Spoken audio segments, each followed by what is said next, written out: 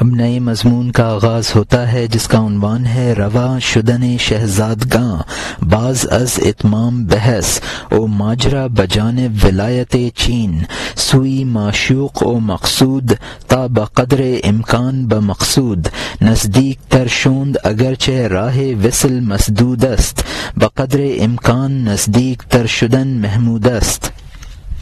یعنی بحث اور واقعے کے پورا کرنے کے بعد شہزادوں کا اپنے معشوق اور مقصود کی طرف چین کی ولایت کی جانب روانہ ہونا تاکہ بقدر امکان مقصود سے زیادہ نزدیک ہو جائیں، اگرچہ وصل کا راستہ بند ہے، بقدر امکان نزدیک تر ہونا اچھا ہے۔ تینوں شہزادے جب انہیں واسطہ پڑا، عشق نے ان کی مناسب گوشمالی کی، انہوں نے یہ کہا اور فوراً روانہ ہو گئے، اے میرے یار، جو کچھ ہونا تھا اسی وقت ہو گیا۔ انہوں نے صبر اختیار کیا اور صدیقین میں سے ہو گئے۔ اس کے بعد چین کے شہروں کی جانب روانہ ہو گئے، ماں باپ اور ملک کو چھوڑا، چھپے ہوئے معشوق کی راہ اختیار کی۔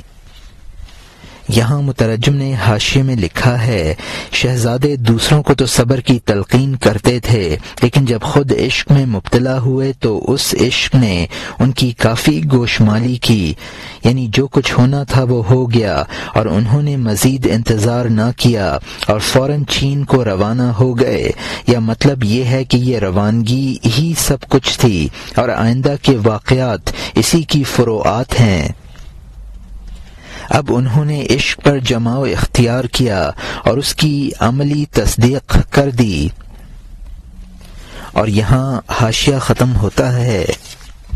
ابراہیم ادہم کی طرح تخت سے عشق نے ان کو بے سروپا اور فقیر کر دیا، یا حضرت ابراہیم علیہ السلام نے عمدہ رسول کی طرح اپنے آپ کو آگ میں ڈال دیا، یا بزرگ و صابر حضرت اسماعیل علیہ السلام کی طرح عشق اور اس کے خنجر کے سامنے گلا رکھ دیا۔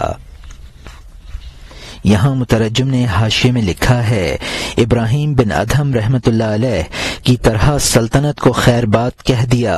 ابراہیم علیہ السلام نے بخوشی آگ میں جانا پسند کیا اور اپنی دعوت سے منحرف نہ ہوئے۔ حضرت اسماعیل علیہ السلام اپنی قربانی دینے پر آمادہ ہو گئے۔ اور یہاں حاشیہ ختم ہوتا ہے۔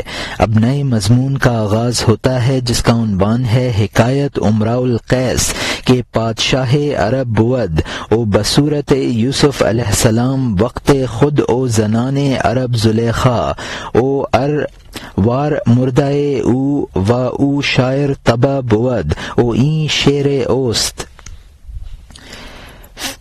قفا نبک من ذکر حبیب و منزل چوں ہما زنا اور ایجان می جستند اے عجب غزل او نالا او بہر چہ بود مگر دانست کہ اینہا ہما تمثال صورت اند کہ بر تختہائے خاک نقش کردہ اند۔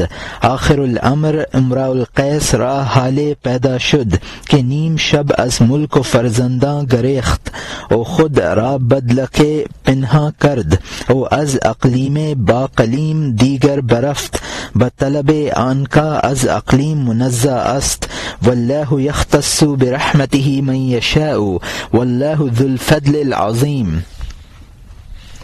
یعنی امراء القیس کی حکایت، جو عرب کا بادشاہ اور صورت میں اپنے دور کا یوسف علیہ السلام تھا، اور عرب کی عورتیں زلیخا کی طرح اس پر قربان تھیں، اور وہ شاعر مزاج تھا، اور یہ شعر اس کا ہے، قفا نبکا من ذکر حبیب و منزل، یعنی تم دونوں ٹھہرو، ہم محبوب اور منزل کے ذکر سے رو لیں۔ جبکہ تمام عورتیں دل و جان سے اس کی جستجو میں تھیں۔ تعجب ہے اس کی غزل اور نالہ کس کے لیے تھا؟ شاید اس نے یہ جان لیا تھا کہ یہ تمام تصویریں ہیں اور جو مٹی کے تختوں پر نقش کر دی ہیں۔ بالآخر امراء القیس کی ایسی حالت ہو گئی کہ آدھی رات کو ملک اور اولاد سے بھاگ نکلا اور اپنے آپ کو گدڑی میں چھپا لیا اور ایک ملک سے دوسرے ملک میں اس وقت کی طلب میں چل پڑا جو ملک سے پاک ہے، اور اللہ تعالیٰ اپنی رحمت سے جس کو چاہتا ہے مخصوص کر لیتا ہے، اور اللہ تعالیٰ بڑے فضل والا ہے۔ یہاں مترجم نے حاشیے میں لکھا ہے کہ حقیقی عشاق کے ذکر سے مجازی عاشق کی حکایت کی طرف منتقل ہو گئے ہیں۔ امراء القیس جو آن حضور صلی اللہ علیہ وسلم کے زمانے سے 24 سال پہلے گزرا ہے، وہ تو ایک فاسق و فاجر شاعر تھا۔ ہو سکتا ہے کہ مولانا کی مراد کوئی اور شاعر ہو جو مجاز سے عشق حقیقی تک پہنچ گیا ہو، اور جو شعر سرخی میں مذکور ہے وہ مولانا نے ذکر نہ کیا ہو، کسی اور کا اضافہ ہو۔ وہ امراء القیس جو سلطنت سے محروم ہو، اس کو بھی عشق نے خطۂ عرب سے جدا کر دیا۔ اور یہاں حاشیہ ختم ہوتا ہے۔ امراء القیس کو پیاسا ملکوں سے، عشق نے اس کو بھی عرب کے خطے سے کھینچا۔ نازک مزاج اور حسین تھا، شاعر اور کمال میں صاحب اصول تھا۔ جب عشق حقیقی نے اس کے دل پر اثر کیا تو اس پر ملک اور بال بچے اور مکان سرد پڑ گیا۔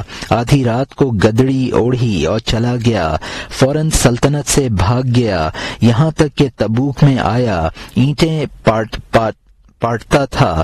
لوگوں نے بادشاہ سے کہا، بادشاہوں میں سے ایک بادشاہ یہاں امراء القیس بھکاری بن کر آیا ہے۔ عشق کے شکار میں اور اینٹیں پاٹتا تھا۔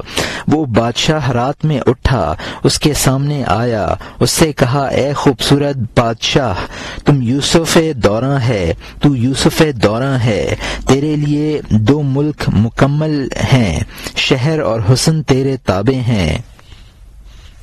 مرد تیری تلوار کی وجہ سے غلام بن گئے، اور وہ عورتیں تیرے بے ابر چاند کی ملکیت میں۔ اگر تو ہمارے پاس رہے تو ہماری خوش نصیبی ہے، ہماری جان تیرے وصل سے 100 جان بن جائے۔ میں بھی اور میرا ملک بھی تیرا مملوک ہے، اے وہ کہ تیری ہمت کی وجہ سے بہت سے ملک چھوڑے ہوئے ہیں۔ اس نے اس سے بہت سی نادانی کی باتیں کہیں اور وہ چپ تھا۔ اچانک اس نے سر سے نقاب اٹھایا۔ یہاں مترجم نے حاشیے میں لکھا ہے، وہ حسین بھی تھا اور شاعر، اور اپنے فن کا مکمل شخص تھا۔ جب اس پر عشق کا اثر ہوا تو ہر چیز سے اس کا دل سرد ہو گیا۔ امراء القیس پر جب اللہ تعالی کے عشق کا اثر ہوا، سلطنت چھوڑ کر آدھی رات کو بھاگ نکلا، تبوک یعنی اپنا وطن چھوڑ کر تبوک کے علاقے میں پہنچا اور وہاں اینٹیں پاتھنے لگا۔ لوگوں نے شاہ تبوک سے ذکر کیا کہ امراء القیس بادشاہ یہاں گدا بن کر آ گیا ہے اور اینٹیں پاتتا ہے، عشق نے اس کا شکار کر لیا ہے۔ تبوک کا بادشاہ رات میں امراء القیس کے پاس پہنچا اور کہنے لگا کہ تو حسن و جمال میں یوسف دوراں ہے اور ملک و حسن تیرا غلام ہے۔ مرد تیری تلوار کی وجہ سے تیرے غلام ہیں اور عورتیں تیرے حسن کی وجہ سے تیری باندیاں ہیں۔ اگر تو میرے پاس مقیم ہو جائے تو میری خوش نصیبی ہوگی۔ تو نے اپنی مردانہ ہمت سے اپنے ملکوں کو چھوڑا اور میرا ملک اب تیرا ہے۔ شاہ تبوک نے اس سے بہت سی دانائی کی باتیں کیں، لیکن وہ خاموش رہا۔ پھر اس نے اپنے سر سے نقاب ہٹایا۔ اور یہاں حاشیہ ختم ہوتا ہے۔ نہ جانے اس نے اس کے کان میں عشق اور درد کی کیا بات کہی، اس کو اس نے فوراً اپنی طرح سرگرداں کر دیا۔ اس نے اس کا ہاتھ پکڑا اور اس کا یار ہو گیا، وہ بھی تخت اور پٹکے سے بیزار ہو گیا، یہاں تک کہ دونوں بادشاہ دور شہروں میں چلے گئے۔ عشق نے یہ گناہ ایک بار نہیں کیا ہے، وہ بڑوں کے لیے شہد اور بچوں کے لیے دودھ ہے، وہ ہر کشتی کا آخری وزن ہے کہ جب وہ کشتی میں پہنچ جائے اس کو ڈبو دے، اس کو پاؤں سے سر تک گہرائی میں کھینچ لے۔ ان دونوں بادشاہوں کے علاوہ بہت سے بے شمار بادشاہ ہوئے ہیں، عشق نے ان کو سلطنت اور خاندان سے جدا کر دیا ہے۔ اس شاہ زمان کے خسرو کا قصہ انسانوں اور جنوں میں مشہور ہے۔ ان تینوں شہزادوں کی جان بھی چین کے چاروں طرف پرندوں کی طرح ہر جانب دانہ چگتی پھرتی تھی، طاقت نہ تھی کہ دل کی بات پر پر لب کشائی کریں، کیونکہ راز خطرناک اور عظیم تھا۔ لاکھوں سر اس وقت ایک پیسہ کے ہوتے ہیں جب غضبناک عشق کمان پر چلہ چڑھا لے۔ خوشی کے وقت میں عشق بغیر غصے کے ہر وقت بے باکانہ قتل کی عادت رکھتا ہو۔ یہاں مترجم نے حاشیے میں لکھا ہے، معلوم نہیں کہ امراء القیس نے شاہ تبوک کے کان میں عشق و درد کی کیا بات کہی ہے کہ اس کو بھی اپنا جیسا بنا دیا۔ شاہ تبوک نے امراء القیس کا ہاتھ پکڑا اور اس کا ساتھی بن گیا اور اس کو تخت شاہی اور پٹکے سے بیزاری ہو گئی۔ دونوں بادشاہ دور دراز ممالک کی جانب چل کھڑے ہوئے۔ عشق سے یہ کرامت پہلی بار صادر نہیں ہوئی ہے، یہ کام وہ سینکڑوں بار کر چکا ہے۔ عشق کی یہ تاثیر بڑوں پر ہی نہیں ہے، بچوں پر بھی ہے۔ وہ بوجھ جس کے رکھنے پر اتنا وزن بڑھ جائے کہ کشتی ڈوبنے لگے، اس کو من الاخیر کہا ہے۔ عشق وہ وزن ہے جس کے رکھنے سے انسان کی کشتی غرق ہو جاتی ہے۔ امراء القیس اور شاہ تبوک کے علاوہ سینکڑوں بادشاہوں کو عشق نے خانہ ویران کیا ہے کہ خسرو کا باپ سیاونش اپنے باپ کے کاؤش سے ناراض ہو کر توران کے بادشاہ افراسیاب کے پاس چلا گیا تھا، جس کو کسی وقت افراسیاب نے مار ڈالا کہ خسرو توران ہی میں پیدا ہوا اور اس نے وہیں پرورش پائی۔ پھر اپنے دادا کے کاؤش کے پاس آ گیا اور دادا کے مرنے کے بعد تخت نشین ہو کر اس نے افراسیاب سے اپنے باپ کا انتقام لیا۔ اور پھر ایک وقت آیا کہ اپنے فرزند لہراسب کو تخت پر بٹھا کر یاد الہی میں جنگلوں میں نکل گیا اور لاپتہ ہو گیا۔ تینوں شہزادے چین پہنچ کر مارے مارے پھرتے تھے، اپنے عشق کا راز بھی خطرناک ہونے کی وجہ سے ظاہر نہ کرتے تھے۔ جب عشق میں معشوق یا اس کے سرپرستوں کے غصے کی وجہ سے غضبناکی پیدا ہو جاتی ہے تو پھر عاشقوں کے سر کوڑیوں کے مول کے ہوتے ہیں۔ عشق کی خوشی میں معشوق کی ادائیں قتل کرتی ہیں۔ جب اس کی خوشی کی حالت کا یہ اثر ہے تو غصے کی حالت کی کیا بات بتائی جائے۔ اور یہاں حاشیہ ختم ہوتا ہے۔ یہ اس وقت ہوتا ہے جب کہ وہ خوش ہوتا ہے، میں کیا بتاؤں جب وہ غضبناک ہوتا ہے، لیکن جان کی چراگاہ اس کے شیر پر قربان ہے، جس کو یہ عشق اور اس کی تلوار قتل کر دے۔ قتل ہو جانا ہزاروں زندگیوں سے بہتر ہے۔ سلطنتیں اس غلامی پر قربان ہیں، آپس میں ایک دوسرے سے راز کی باتیں سینکڑوں خوف اور خطروں کے ساتھ آہستہ کہتے۔ خدا کے سوا راز کا کوئی محرم نہ تھا، آسمان کے سوا آہ کا کوئی ساتھی نہ تھا۔ آپس میں کچھ اصطلاحیں خبر دینے کے لیے رکھتے تھے۔ پرندوں کی اس بولی سے عوام نے سیکھ لیا ہے، بڑائی کی شان و شوکت حاصل کر لی ہے۔ وہ کلام پرند کی آواز کی صورت ہے، وہ ناقص انسان پرندوں کی حالت سے غافل ہے۔ سلیمان علیہ السلام کہاں ہے جو پرندوں کی بولی سمجھے؟ دیو اگرچہ ملک پر قبضہ کر لے، اجنبی ہے۔ دیو نے سلیمان علیہ السلام کی مشابہت پر قیام کیا۔ اس کو مکر کا علم ہے، علمنا کا نہیں ہے۔ چونکہ سلیمان علیہ السلام خدا کی جانب سے خوش تھے، ان کی پرندوں کی بولی علمنا سے تھی۔ تو ہوائی پرند سے سمجھ لے، کیونکہ تو نے من لدن کے پرند نہیں دیکھے۔ یہاں مترجم نے حاشیے میں لکھا ہے، عاشق بہرحال اس پر جان قربان کرنے کا خواہش مند رہتا ہے۔ فراق کی ہزاروں زندگیوں سے عاشق مر جانے کو بہتر سمجھتا ہے اور عشق کی غلامی پر سینکڑوں سلطنتیں قربان کر دیتا ہے۔ چونکہ راز کے ظاہر ہونے میں خطرہ تھا، اس لیے تینوں شہزادوں نے اس معاملے میں باہمی بات چیت کے لیے کچھ اصطلاحیں بنا لی تھیں۔ ان کے راز کا سوائے خدا کے کوئی محرم نہ تھا، ان کی آہ کا سوائے آسمان کے کوئی ساتھی نہ تھا۔ جب وہ آپس میں درد و عشق کی بات کرتے تو ان اصطلاحوں میں کرتے تھے۔ مولانا نے شہزادوں کی اصلاح سازی سے بزرگوں کی اصطلاحوں کی طرف مولانا نے ان شہزادوں کی اصطلاح سازی سے بزرگوں کی اصطلاحوں کی طرف انتقال فرمایا ہے کہ عوام بزرگوں کی اصطلاحیں سیکھ لیتے ہیں اور ان کے حقیقی معانی سے بے خبر ہوتے ہیں اور ان اصطلاحوں کو اپنی شان و شوکت بڑھانے کے کام میں لاتے ہیں۔ وہ بزرگوں کی اصطلاحیں ان کے لیے ایسی ہیں کہ کوئی شخص پرندوں کی محض بولی سن لے اور جو ان کا مقصد ہے اس کو نہ سمجھ سکے۔ پرندوں کی بولی حضرت سلیمان علیہ السلام ہی سمجھ سکتے تھے، اسی طرح عارفین کے کلام کو عارف سمجھ سکتا ہے۔ سنحر نامی دیو نے اگر حضرت سلیمان علیہ السلام کے ملک پر قبضہ بھی کر لیا اور ان کی سی صورت بنا لی تو وہ اس منطق و تیر کو نہیں سمجھ سکتا ہے۔ یہی حال مزورین کا ہے۔ حضرت سلیمان علیہ السلام نے فرمایا تھا کہ ہمیں پرندوں کی بولی سکھا دی گئی ہے۔ اے مخاطب، تو ان ہوائی پرندوں کو دیکھ کر بات سمجھ لے کہ ان کی بولی تو سن لیتا ہے لیکن ان کا مفہوم نہیں سمجھتا ہے۔ طیور من لدن کا یہاں مطلب ہے کہ وہ عارفین جن کو علم لدنی حاصل ہے، اور یہاں حاشیہ ختم ہوتا ہے۔ سی مرغوں کی جگہ کاف سے اس جانب ہے، وہ ہر خیال کے لیے آسان نہیں ہے۔ جس خیال نے اس کو اتفاقاً دیکھا فوراً مشاہدہ کے بعد فراق واقع ہو جائے گا، قطع تعلق کا فراق نہیں، مصلحت کی وجہ سے، کیونکہ وہ فضیلت ہر قسم کے فراق سے محفوظ ہے۔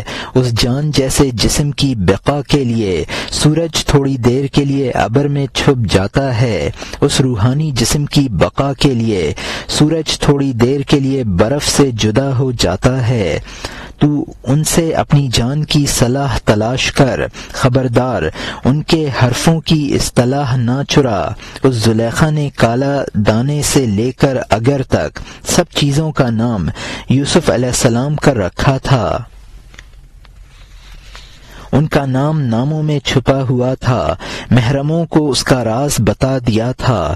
جب وہ کہتی موم آگ سے نرم ہو گیا، یہ مطلب ہوتا کہ وہ یار ہم پر مہربان ہو گیا، اور اگر وہ کہتی دیکھو چاند نکل آیا، اور اگر وہ کہتی اس بیت کی شاخ سبز ہو گئی، اور اگر وہ کہتی پانی عمدہ لہریں کھا رہے ہیں، اور اگر وہ کہتی کالا دانہ خوب جل رہا ہے، اگر وہ کہتی پتے خوب لہلہا رہے ہیں، تالیاں بجاتے ہوئے رقص اور مستی کر رہے ہیں، اور اگر وہ کہتی پھول نے بلبل سے راز کہہ دیا، اور اگر وہ کہتی شاہ نے شہباز کا راز کہہ دیا، اگر وہ کہتی نصیبہ کیسا مبارک ہو گیا، اگر وہ کہتی سامان جھاڑ لو، اور اگر کہتی کہ سقا پانی لے آیا، اور اگر وہ کہتی کہ سورج نکل آیا، اور اگر وہ کہتی کل رات انہوں نے دیگ پکائی ہے، یا مسالہ پکنے سے ایک جان ہو گئے ہیں،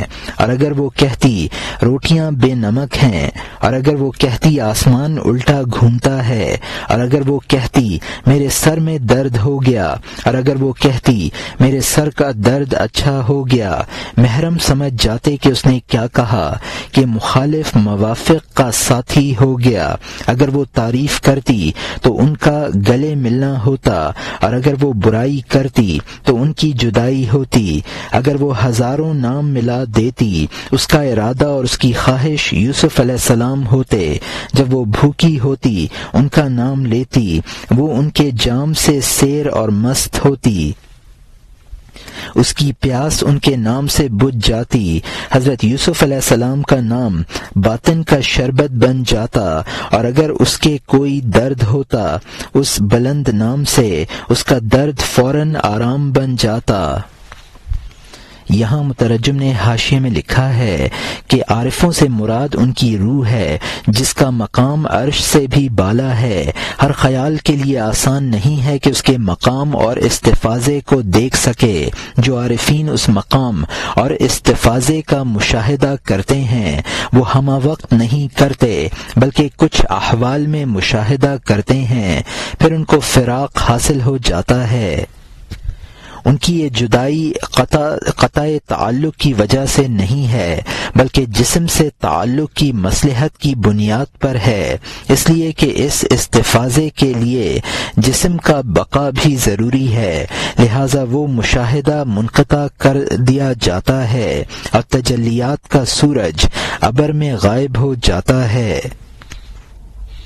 چونکہ جسم کو بھی قائم رکھنا ہے، لہذا تجلیات اس روحی جسم سے مخفی ہو جاتی ہے تاکہ بدن کے اس برف کو سورج کی تجلیات بالکل نہ گھلا دیں۔ عارفین سے اپنی روح کی اصلاح کرا، ان کی اصطلاحوں کو چرا کر استعمال نہ کر۔ زلیخا نے رازداری کے مختلف اصطلاحیں بنا رکھی تھیں۔ خود بول کر حضرت یوسف علیہ السلام مراد لیتی تھی، عود بول کر حضرت یوسف علیہ السلام مراد لیتی تھی۔ نظر لگ جانے پر جس کی دھونی دی جاتی ہے وہ کالا دانہ ہے، اگر وہ لکڑی ہے جو خوشبو کے لیے جلائی جاتی ہے۔ محرمہ وہ ہیں جو اس کے ہمراز تھے اور وہ ان لفظوں سے حضرت سے متعلق بات سمجھ جاتے تھے۔ اگر وہ یہ کہتی تھی کہ موم آگ سے نرم ہو گیا تو مطلب ہوتا تھا کہ آج حضرت یوسف علیہ السلام نے مجھ پر مہربانی کی۔ اگر وہ کہتی کہ دیکھو چاند نکل آیا تو اس کا مطلب یہ ہوتا تھا کہ یوسف علیہ السلام آ گئے۔ اگر وہ کہتی کہ بیت کی شاخ سبز ہو گئی تو مراد ہوتی تھی کہ وصل کی امید ہری ہو گئی ہے۔ اس کا مطلب ہوتا کہ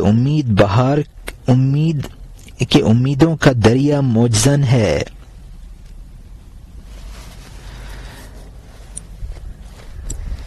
یا اس کا مطلب ہوتا کہ ہر حسین حضرت یوسف علیہ السلام کا دلدادہ ہے۔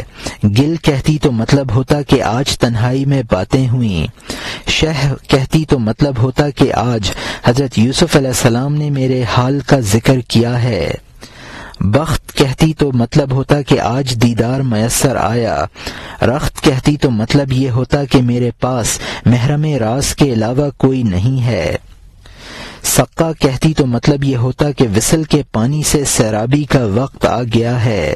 آفتاب کہتی تو مطلب یہ ہوتا کہ وصل کی کرن نمودار ہو گئی ہے۔ دیگے کہتی تو مطلب ہوتا کہ وصل کے اسباب مہیا ہو گئے۔ بے نمک کا مطلب یہ ہوتا کہ وصل کے اسباب سازگار نہیں ہیں۔ عکس کا مطلب ہوتا کہ وصل کی تدبیر کا الٹا نتیجہ نکلا۔ سرم کہتی تو مطلب یہ ہوتا کہ فراق کے اثرات پڑ رہے ہیں۔ درد اچھا ہونے کا مطلب یہ ہوتا کہ وصل کی جھلک نظر آ گئی ہے۔ جو رازداں تھے وہ مطلب سمجھ جاتے تھے اور یہ طریقہ اس لیے اختیار کیا تھا کہ رازدانوں میں غیر بھی تھے۔ اگر وہ کسی چیز کی تعریف کرتی تو اس چیز سے مراد حضرت یوسف علیہ السلام کا وصل ہوتا اور اگر برائی کرتی تو ان کا فراق ہوتا۔ لاکھوں اصطلاحوں سے اس کا مقصود حضرت یوسف علیہ السلام ہوتے۔ اگر وہ ان کا تذکرہ کرتی تو وہ اس کے لیے غذا کا کام دیتا۔ اس طرح حضرت یوسف علیہ السلام کے ذکر سے وہ اپنی پیاس بجھاتی تھی اور ان کا ذکر ان کے لیے شربت بن جاتا تھا۔ ان کا ذکر اس کے درد کا علاج تھا۔ اور یہاں حاشیہ ختم ہوتا ہے۔ جاڑے کے وقت وہ اس کا پوستین ہوتا۔ دوست کا نام عشق میں یہی کرتا ہے۔ عوام ہر وقت پاک نام لیتے ہیں جبکہ وہ عشق بھرا نہ ہو یہ کام نہیں کرتا۔ حضرت عیسیٰ علیہ السلام نے جو کچھ اللہ کے نام سے کیا وہ خود ان کے نام سے بھی نہیں ان کے لیے ظاہر ہو جاتا۔ وہ خود ان کے نام سے بھی ان کے لیے ظاہر ہو جاتا۔ جب جان اللہ تعالی سے وابستہ ہو گئی اس کا ذکر یہ ہے، اس کا ذکر وہ ہے۔ وہ اپنے آپ سے خالی اور دوست کے عشق سے پر تھے۔ تو پیالے سے وہی ٹپکے گا جو اس میں ہے۔ مسکرانا وصل کے زعفران کی خوشبو دے گا۔ فراق میں رونا پیاس کی پیاس کی بوئیں، ہر ایک کے دل میں سینکڑوں مرادیں ہیں۔ عشق و محبت کا یہ مذہب نہیں ہوتا۔ عشق کے لیے دن میں یار سورج ہے، سورج اس چہرے کا نقاب ہے۔ جو شخص نقاب کو یار کے چہرے سے ممتاز نہ کرے، وہ سورج کا پجاری، اس سے دستبردار ہو جا۔ روز وہی ہے اور عاشق کی روزی بھی وہی ہے، دل بھی وہی ہے اور عشق کی دل سوزی بھی وہی ہے۔ مچھلیوں کے لیے پانی سے حاصل ہو گئی روٹی اور پانی اور لباس اور دوا اور نیند۔ یہاں مترجم نے حاشیے میں لکھا ہے، جاڑوں میں ان کے ذکر سے بدن میں حرارت پیدا کرتی تھی۔ خواص اللہ کے ذکر سے یہی فائدے اٹھاتے ہیں، لیکن عوام کے ذکر میں چونکہ عشق شامل نہیں ہے، لہذا ذکر کی وہ تاثیرات بھی نہیں ہیں۔ خدا کا نام عشق کے ساتھ تو اثر کرتا ہی ہے، لیکن فنا کے مقام پر پہنچنے کے بعد خود فانی کا نام وہی اثر کرتا ہے جو خدا کا نام اثر کرتا ہے۔ اب حضرت عیسیٰ علیہ السلام کا قم بإذنی کہنا وہی معنی اور اثر رکھتا ہے جو قم بإذن اللہ کا تھا۔ جب فانی کی جان ذات باری سے متصل ہو گئی تو اس جان کا ذکر کرنا خدا کا ذکر کرنا ہے، اور خدا کا ذکر کرنا اس جان کا ذکر کرنا ہے۔ فانی اب اپنی ذات سے خالی ہے اور اللہ کے عشق سے پر ہے، تو پیالے میں سے وہی ٹپکے گا جو پیالے کے اندر ہے۔ اب اس فانی کے طبعی افعال بھی حضرت حق تعالی کے ساتھ معاملے کے مخبر ہوں گے۔ اس کا ہنسنا وصل کی وجہ سے ہوگا اور اس کا رونا فراق کی وجہ سے ہوگا۔ عام انسانوں کے دلوں میں سینکڑوں مرادیں ہیں، یہ عشق کا مذہب نہیں ہے۔ عشق کے دل میں صرف معشوق، عاشق کے دل میں صرف معشوق کے حصول کی مراد ہوتی ہے۔ عاشق کے لیے تو ہر چیز میں معشوق کی جھلک نظر آتی ہے۔ سورج میں بھی وہ معشوق کی جھلک سمجھتا ہے۔ سورج اپنا فانی نور نہیں سمجھتا ہے، بلکہ اس کو صرف نور حق کا مظہر سمجھتا ہے، اور سورج کو محض اس محبوب کے چہرے کا نقاب سمجھتا ہے۔ جو سورج کا اپنا ذاتی نور سمجھے وہ سورج کا پجاری ہے اور اس سے تعلق توڑ لے۔ عاشق کا تو سب کچھ وہی معشوق ہے، اس کا دن بھی وہی ہے، اس کی خوراک بھی وہی ہے، دل بھی وہی ہے اور دل سوزی بھی وہی ہے۔ مچھلی کو سب کچھ پانی ہی سے حاصل ہے، اسی طرح خدا کے عاشق کو بھی سب کچھ عین ذات سے حاصل ہوتا ہے، خواہ خوراک ہو یا پوشاک۔ اور یہاں حاشیہ ختم ہوتا ہے۔ وہ بچے کی طرح پستان سے دودھ حاصل کرنے والا ہے، وہ دونوں جہان میں دودھ کے سوا کچھ نہیں جانتا۔ بچہ دودھ کو جانتا ہے نہیں بھی جانتا، اس طرف کسی تدبیر کی راہ نہیں ہے۔ اس بھاگے ہوئے کے تعویذ نے روح کو بے وقوف بنا دیا تاکہ وہ فاتح اور مفتوح کو نہ پائے۔ سلوک میں بے وقوف نہیں ہوتا، بلکہ اس میں اس کا عامل دریا ہوتا ہے، نہ کہ بہاؤ اور نہر۔ جب وہ آتا ہے تاکہ حاصل کرے، گم ہو جاتا ہے، بہاؤ کی طرح سمندر میں ڈوب جاتا ہے۔ دانہ گم ہوا تو وہ انجیر بنا، جب تک تو نہ مرا میں نے سونا نہ دیا، یہ ہوتا ہے۔ یہاں مترجم نے حاشیے میں لکھا ہے، عاشق معشوق کے سوا کسی سے تعلق نہیں رکھتا، جیسا کہ شیرخوار بچہ صرف دودھ کو جانتا ہے۔ بچہ دودھ کو فی الجملہ جانتا ہے، اس کی حقیقت سے واقف نہیں ہوتا۔ یہی حال عارف کا ہے کہ وہ ذات خداوندی کا عاشق ہے، لیکن اس کی حقیقت سے واقف نہیں ہے۔ عوام عارف کے اس علم سے بھی محروم ہیں۔ اس کی وجہ یہ ہے کہ بدنی تعلق نے ان کی روح کو محروم کر دیا ہے۔ وہ تعویذ جو کسی بھاگے ہوئے کے لیے کیا جاتا ہے تاکہ وہ اپنے وطن کو واپس لوٹ آئے، یعنی اس سے مراد بدنی تعلقات ہیں۔ اب اس کی روح فاتح یعنی حق تعالی اور مفتوح یعنی مخلوق میں امتیاز نہیں کرتی ہے۔ عام انسان کی یہ حالت سلوک سے پہلے ہوتی ہے۔ جب وہ راہ سلوک اختیار کر لیتا ہے تو اس کی یہ حالت نہیں رہتی۔ اس کے تعلقات بدنی ختم تو نہیں ہوتے، لیکن اب دریائے حقیقت اس کا عامل بن جاتا ہے۔ سالک جب اس حقیقت کو تلاش کرتا ہے تو خود گم ہو جاتا ہے، جس طرح بہاؤ سمندر میں پہنچ کر گم ہو جاتا ہے۔ بیج جب گم ہو جاتا ہے تو وہ انجیر بن کر رونما ہوتا ہے۔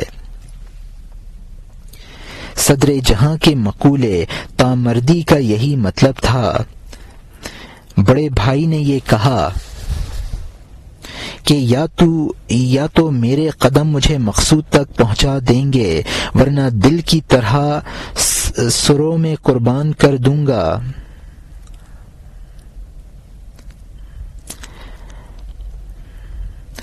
یہ عربی شعر کا ترجمہ ہے۔ ملامت گر کو خطاب ہے کہ تیری نصیحت بیکار ہے، جبکہ عاشق کو خدا نے گمراہ کیا ہے، تو اس کو راہ راست پر کیسے لا سکتا ہے؟ اور یہاں حاشیہ ختم ہوتا ہے۔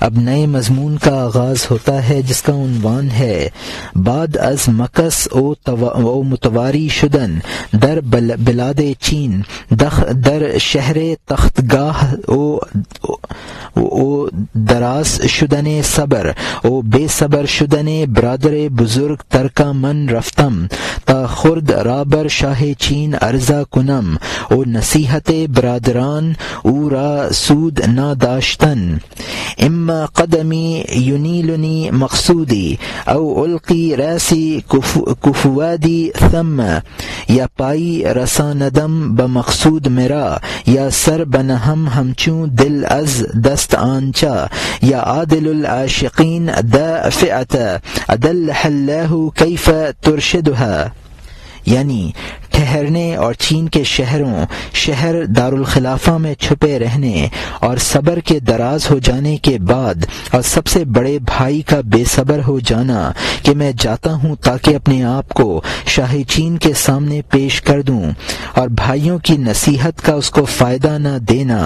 اور شعر ہے یا میرا قدم مجھے میرا مقصود عطا کر دے، یا میں اس جگہ دل کی طرح اپنا سر ڈال دوں، یا پاؤں مجھے مقصود تک پہنچا دے، یا دل کی طرح میں اس جگہ سر ہاتھ سے رکھ دوں۔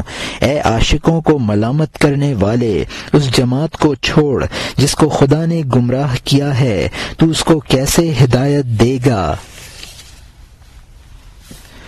اس بڑے نے کہا اے میرے بھائیوں، انتظار سے یہ میری جان ہونٹ پر آ گئی، میں لاپرواہ بن گیا ہوں، مجھ میں صبر نہیں رہا، اس صبر نے مجھے آگ میں بٹھا دیا، اس صبر سے میری طاقت اکیلی رہ گئی، میرا واقعہ عاشقوں کی عبرت بن گیا، میں فراق میں جان سے سیر ہو گیا، فراق میں زندہ رہنا نفاق ہے، اس کے فراق کا درد مجھے کتنا قتل کرے گا، سر کاٹ دے تاکہ عشق مجھے سر بخش دے، میرا دین عشق کے ذریعے زندہ رہنا ہے، اس جان اور سر سے جینا میری توہین ہے، تلوار جانوں کو عیبوں سے پاک کر دیتی ہے، کیونکہ تلوار گناہوں کو مٹانے والی واقع ہوئی ہے، جب جسم کا غبار ختم ہوا میرا چاند چمکا، میری جان کے چاند نے صاف فضا پالی، اس معشوق کے عشق کے نقارے پر عرصۂ دراز سے بے شک میری موت میری زندگی ہے، صدا لگا رہا ہوں، میری جان نے مرغابی ہونے کا دعویٰ کیا ہے، وہ بلا کے طوفان سے کب فریاد کرتی ہے، بطخ اور کشتی کے ٹوٹنے کا کیا غم ہے، بطخ کو کشتی کے ٹوٹنے کا کیا غم ہے، پانی پر اس کی کشتی پاؤں ہی ہوتا ہے، اس دعوے سے میری جان اور جسم زندہ ہے، میں اس دعوے سے کیسے چپ رہوں، میں خواب دیکھتا ہوں لیکن خواب نہیں ہے، میں مدعی ہوں لیکن جھوٹا نہیں ہوں۔ یہاں مترجم نے حاشیے میں لکھا ہے بڑے بھائی نے دونوں چھوٹے بھائیوں سے کہا اب میں صبر کی وجہ سے جاں بلب ہوں، اب مجھے موت کی کوئی پرواہ نہیں، موت آتش فراق سے بہتر ہے، اب صبر میری طاقت سے باہر ہے، فراق کی حالت میں زندہ رہنا نفاق ہے جو مناسب نہیں ہے، فراق مجھے ہر وقت قتل کرتا ہے، اب میرا سر قلم کر دو تاکہ فنا کے بعد بقا حاصل ہو جائے، میں مانوی زندگی حاصل کرنا چاہتا ہوں، ظاہری زندگی میرے لیے ذلت ہے، شہید گناہوں سے پاک صاف ہو جاتا ہے، جسمانی علائق سے جدا ہو کر روح اور منور ہو جاتی ہے، میں طویل عرصے سے یہ صدا دے رہا ہوں کہ میری موت میری زندگی ہے، مرغابی پانی کے طوفان سے نہیں ڈرتی، میں بھی قتل سے خائف نہیں ہوں، بطخ کا پاؤں خود کشتی ہے، وہ کشتی کے ٹوٹنے سے نہیں ڈرتی ہے، جبکہ عشق سے میری زندگی ہے، تو اس عشق کے دعوے سے میں کیسے خاموشی اختیار کروں، یہ میری استغراقی کیفیت ہے، عوام اس کو نیند سمجھتے ہیں لیکن وہ نیند نہیں ہے۔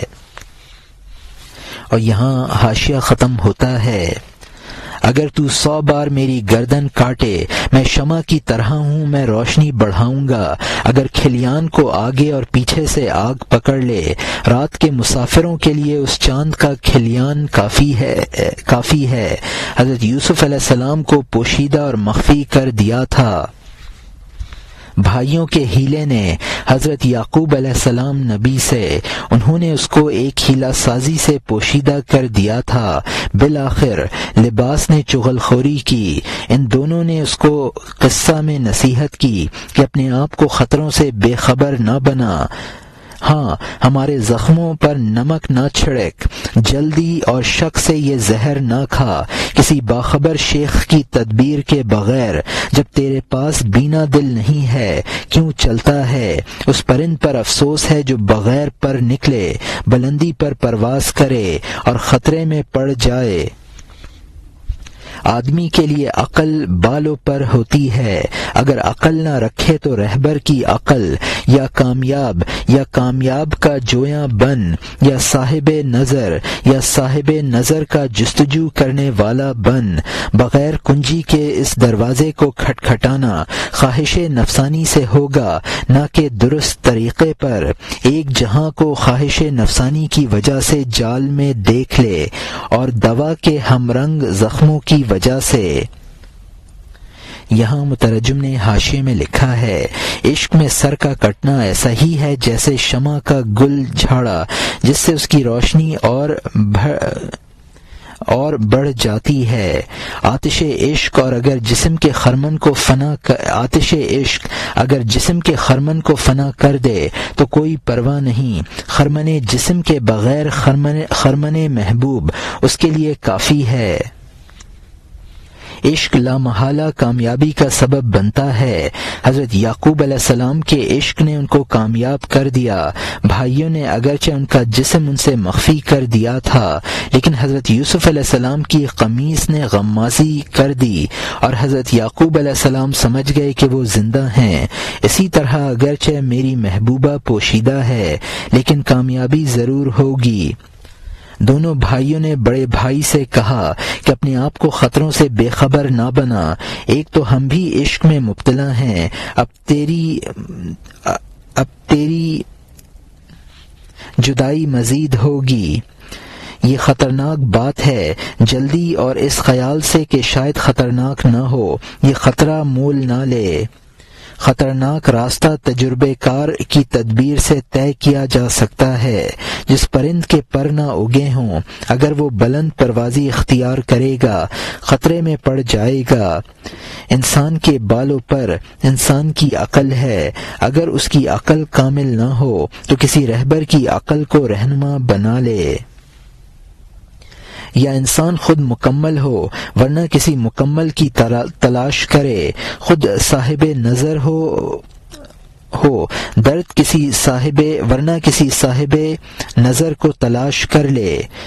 عقل و نظر کے بغیر اس راہ سلوک کا دروازہ کھٹکھٹانا دین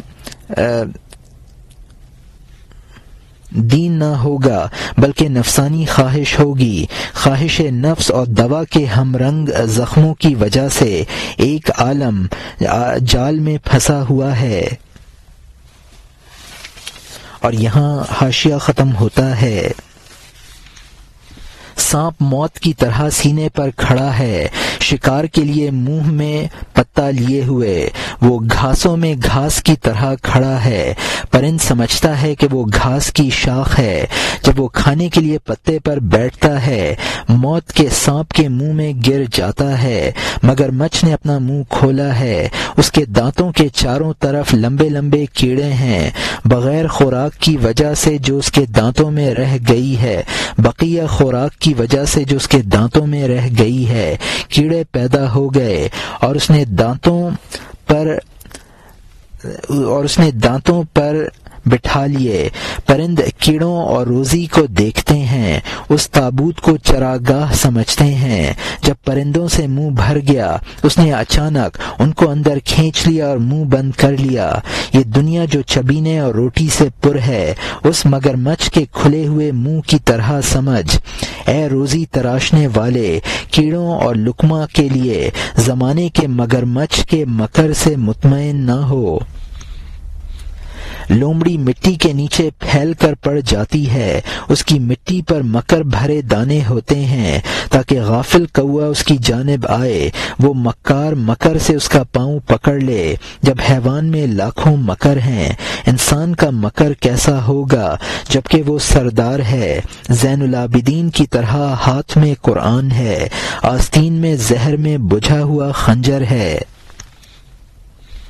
یہاں مترجم نے حاشیے میں لکھا ہے کہ نفس کی مکاریوں کی ایک مثال تو یہ ہے کہ وہ سانپ ہے جو سینے پر موت کی طرح منہ پر کوئی پتا دبائے کھڑا ہو۔ وہ سانپ گھاس میں گھاس کی شاخ کی طرح کھڑا ہے۔ پرند یہ سمجھ کر کہ وہ بھی کوئی شاخ ہے پتے پر کھانے کے لیے بیٹھتا ہے اور موت کے منہ میں آگ گرتا ہے۔ یہ مثال سمجھو کہ ایک مگرمچھ منہ کھولے ہوئے ہو اور اس کے دانتوں پر لمبے لمبے کیڑے ہوں۔ وہ کیڑے اس گوشت سے پیدا ہو گئے ہیں جو اس نے کسی چیز کا پہلے کھایا تھا۔ پرند ان کیڑوں کو اپنی خوراک سمجھ کر ان پر آگ گرتے ہیں اور مگرمچھ اپنا منہ بند کر لیتا ہے۔ اس مگرمچھ کا منہ جب پرندوں سے بھر جاتا ہے تو وہ فوراً اپنا منہ بند کر لیتا ہے۔ اس نقل اور نان سے بھری ہوئی دنیا کو اسی طرح کا مگرمچھ سمجھ۔ لومڑی بھی مٹی میں اپنے آپ کو چھپا کر شکار کھیلتی ہے۔ لومڑی اپنے آپ کو مٹی میں چھپا لیتی ہے تاکہ کوئی کوا دھوکے سے وہاں آ جائے اور وہ مکار اس کا پاؤں پکڑ لے۔ جب حیوان میں اس طرح کے لاکھوں مکر ہیں تو انسان کے مکروں کا خود اندازہ لگا لو۔ انسان کا مکر یہ ہوتا ہے کہ ہاتھ میں قرآن اور آستین میں زہر میں بجھا ہوا خنجر ہوتا ہے۔ زین العابدین سے مراد یہ ہے یعنی ایسے نیک آدمی کی طرح ہاتھ میں قرآن لیے ہوئے ہے جو تمام عبادت گزاروں کے لیے باعث زینت ہے۔ اور یہاں حاشیہ ختم ہوتا ہے۔ تجھ سے ہنستا ہوا کہتا ہے کہ اے میرے آقا، اور اس کے دل میں جادو اور فن سے بھرا ہوا ایک بابل ہے، وہ قاتل زہر ہے، اس کی صورت شہد اور دودھ ہے۔ خبردار، باخبر پیر کی صحبت کے بغیر نہ چل، خواہش نفسانی کی تمام لذتیں مکر اور دھوکہ ہیں۔ برق کی روشنی کے چاروں طرف جلن اور تاریکی ہے، ناقص نور اور جھوٹ اور مجاز کی چمک ہے، اس کے چاروں طرف اندھیریاں ہیں اور تیرا راستہ لمبا ہے، تو اس کی روشنی میں نہ خط پڑھ سکتا ہے نہ منزل تک گھوڑا چلا سکتا ہے، لیکن اس جرم میں کہ تو چمک کا مرہون منت ہے۔ مشرق کے نور تجھ سے روگدانی کرتے ہیں، وہ سورج تیرے دل پر غصہ کرتا ہے جب تو عطاروں سے روشنی اور چمک ڈھونڈتا ہے۔ تجھے برق کا مکر بغیر رہنما کے لیے جا رہا ہے تاکہ میدان میں رات کو ایک ایک میل کر لے۔ تو کبھی پہاڑ پر کبھی نہر پر گرتا ہے، کبھی ادھر کبھی ادھر گرتا ہے۔ اے راستے کے جویاں، تو خود رہنما کو نہیں دیکھتا، اور اگر دیکھتا ہے تو اسے منہ پھیر لیتا ہے کہ میں نے سفر پر 60 میل سفر کر لیا، کہ میں نے اس راستے پر 60 میل سفر کر لیا، وہ رہنما مجھے بھٹکا ہوا کہتا ہے، اگر میں اس عجیب بات پر کان دھروں، اس کے معاملے کو بھی اثر نو شروع کرنا چاہیے۔ یہاں مترجم نے حاشیے میں لکھا ہے کہ زبانی تو مجھے اپنا مولا اور آقا کہہ رہا ہے، لیکن دل میں تیری عداوت بھری ہوئی ہے۔ بابل کا جادو مشہور ہے، حقیقتاً قاتل زہر ہے، بظاہر شہد اور دودھ نظر آتا ہے۔ جب نفس کے یہ دھوکے بازی ہے تو سلوک بغیر پیر کے اختیار نہ کر۔ نفس کی ساری لذتیں مکر اور دھوکہ ہیں، اور اس کی مثال بجلی کی کوند ہے، اس میں چمک ہوتی ہے اور اس کے ادھر ادھر سوزش اور اندھیرا ہوتا ہے۔ نہ بجلی میں مختصر سی روشنی ہوتی ہے، وہ بھی غلط اور مجازی، اور اس کے چاروں طرف اندھیرا ہوتا ہے، جس کی وجہ سے تیرا راستہ دراز ہو جاتا ہے۔ بجلی کی اس کوند میں نہ تو خط پڑھ سکتا ہے، نہ گھوڑے کو منزل تک لے جا سکتا ہے۔ چونکہ تو نفس کے دھوکے میں مبتلا ہے اور ناپائیدار برق سے روشنی حاصل کرنا چاہتا ہے، اس جرم میں تجھ سے کاملین اعراض کرنے لگتے ہیں۔ وہ بجلی کی چمک تجھے تاریک جنگل میں پہنچا رہی ہے، تیری رفتار بھی یہ ہوتی ہے کہ کبھی پہاڑ پر چڑھتا ہے، کبھی نہر میں، اور ادھر ادھر گرتا ہے۔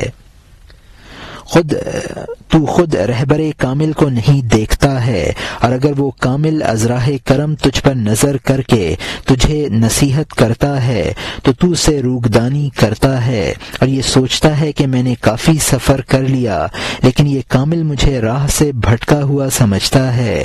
اگر میں اس کی بات پر عمل کروں تو پھر اثر نو سفر شروع کرنا ہوگا۔ اور یہاں حاشیہ ختم ہوتا ہے۔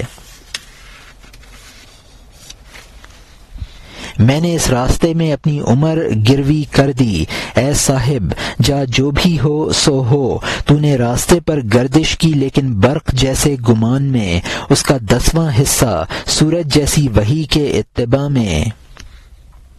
تو نے گمان حق کے مقابلے میں یہ کام نہیں آتا پڑھا ہے، ظن لا یغنی من الحق۔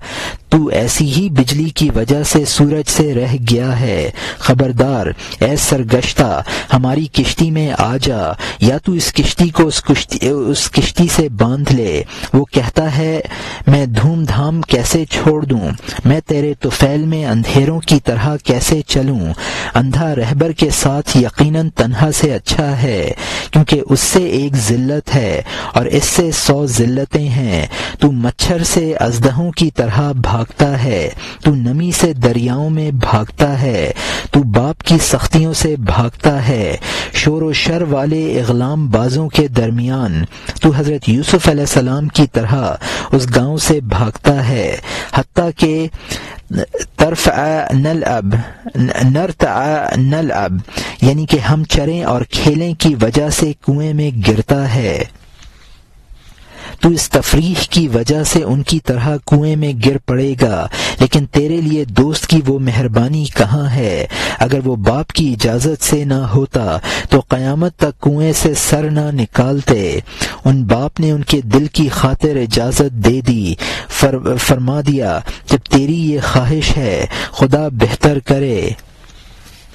یہاں مترجم نے حاشیے میں لکھا ہے، اس کامل سے کہہ دیتا ہے کہ میں نے کافی عمر خرچ کر ڈالی، جو کچھ ہونا ہے وہ ہو جائے گا، آپ مجھ سے کچھ نہ کہیں۔ کامل اس سے کہتا ہے کہ یہ تیرا محض خیال ہے کہ تو نے راستہ طے کر لیا ہے، تو وحی کی روشنی میں تھوڑا سا سفر کر لے، منزل تک پہنچ جائے گا۔ تو نے محض اپنے گمان سے راستہ طے کیا ہے، اور حق کے معاملے میں گمان کچھ مفید نہیں ہوتا ہے، اور اسی گمان کی وجہ سے تو سورج سے محروم ہے۔ اب بھی وقت ہے کہ تو ہماری بات پر عمل کر لے، یا اپنی بات میں ہم سے مشورہ کر لیا کر۔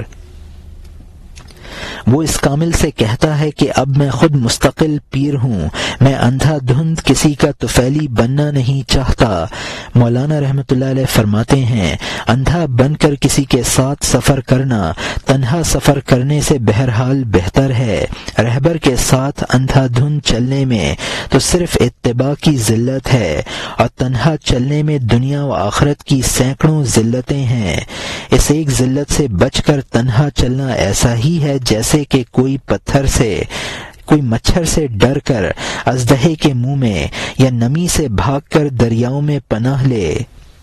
کامل مربی سے بھاگنے والے کی مثال اس لڑکے کی سی ہے جو باپ کی تنبیہ سے بھاگ کر اوباشوں میں جا پھنسے۔ حضرت یوسف علیہ السلام حضرت یعقوب علیہ السلام سے کھیل کود کے شوق میں دور ہوئے اور نتیجے میں کنویں میں گرے۔ تو بھی کنویں میں گرے گا، لیکن فرق یہ ہے کہ ان کی تو خدا کی مہربانی نے دستگیری کر لی، تیرے لیے وہ عنایت کہاں ہے؟ اور پھر فرق یہ ہے کہ ان کے مربی سے دوری خود مربی کی اجازت سے تھی، ورنہ ان کی بھی دستگیری نہ ہوتی۔ حضرت یوسف علیہ السلام کی یہ مصیبت حضرت یعقوب علیہ السلام کی رائے کی بدولت نہیں آئی، بلکہ رائے خود حضرت یوسف علیہ السلام کی تھی۔ انہوں نے ان کا دل رکھنے کے لیے اجازت دی تھی۔ اور یہاں حاشیہ ختم ہوتا ہے۔ جو اندھا کسی مسیح سے سرکشی کرے وہ یہود کی طرح ہدایت سے دور ہو جائے گا، اگرچہ وہ اندھا تھا لیکن روشنی کو قبول کرنے والا تھا۔ وہ اس اعراض سے اندھا اور کالا ہو گیا۔ اس سے عیسیٰ علیہ السلام کہتے ہیں، مجھے دونوں ہاتھوں سے پکڑ لے، اے اندھے، اندھے پن کا سرما میرے پاس ہے، اگر تو اندھا ہے مجھ سے روشنی پا لے گا، جان کے یوسف علیہ السلام کی قمیص سے جا ملے گا۔ وہ کاروبار جو تجھے شکست کے بعد ملے اس میں نصیبہ وری اور سیدھا راستہ ہے۔ وہ کاروبار جس کے ہاتھ پاؤں نہ ہوں چھوڑ دے، اے بیکار احمق مست۔ وہ کاروبار جس کا سر اور پیر نہ ہو چھوڑ دے، خبردار، اے بوڑھے گدھے، پیر بنا لے۔ خدا کرے پیر کے علاوہ استاد اور سپہ سالار نہ ہو، زمانے کا بوڑھا نہیں لیکن ہدایت کا پیر۔ فوراً ہی جب رہنما پیر کے ماتحت ہوا، اس تاریکی کے پجاری نے روشنی دیکھ لی۔ شرط سپرد کر دینا ہے، نہ کہ لمبا کام۔ گمراہی میں بھاگ دوڑ مفید نہیں ہے۔ اس کے بعد میں آسمان کا راستہ تلاش نہ کروں گا، پیر کو تلاش کروں گا، پیر کو تلاش کروں گا، پیر کو۔ آسمان کی سیڑھی پیر ہے، تیرا کس سے چلتا ہے؟ تیر کس سے چلتا ہے؟ کمان سے۔ یہاں مترجم نے حاشیے میں لکھا ہے، جو ناقص مربی سے سرکشی کرے گا اس کا حال یہود کا سا ہوگا جنہوں نے حضرت مسیح علیہ السلام سے سرکشی کی۔ اس ناقص میں صلاحیت تھی، مربی سے اعراض کرنے کی وجہ سے وہ بھی اس نے برباد کر دی۔ مربی اس ناقص سے کہتا ہے کہ میرا اتباع کر لے، اس اندھے پن کا سرما میرے پاس ہے، اگر تو اندھا ہے تو مجھ سے بینائی حاصل تو تجھے مجھ سے بینائی حاصل ہو جائے گی، اور تو یوسف علیہ السلام کی قمیص حاصل کر لے گا جس سے حضرت یعقوب علیہ السلام کی بینائی لوٹ آئی تھی۔ اپنے اس بے ڈھنگے سلوک کو چھوڑ دے، خدا کرے پیر کا اتباع نصیب ہو، اور پیر سے مراد عمر کا بوڑھا نہیں ہے بلکہ راہ سلوک کا پیر مراد ہے۔ جب وہ اتباع کر لے گا فوراً اس کو روشنی نظر آ جائے گی۔ سلوک میں منزل تک پہنچنے کی شرط اپنے آپ کو پیر کے سپرد کر دینا ہے، نہ کہ دوڑ بھاگ۔ بغیر پیر کے یہ دوڑ بھاگ منزل سے دور کر دے گی۔ مولانا رحمۃ اللہ علیہ فرماتے ہیں، جب پیر کی ضرورت ثابت ہو گئی تو خود آسمان پر اڑنے کی کوشش نہ کر، پیر کو تلاش کر لے۔ عروج کا ذریعہ پیر ہے، جس طرح تیر بغیر کمان کے پرواز نہیں کرتا، مرید بھی بغیر شیخ کے پرواز نہیں کرتا۔ اور یہاں حاشیہ ختم ہوتا ہے۔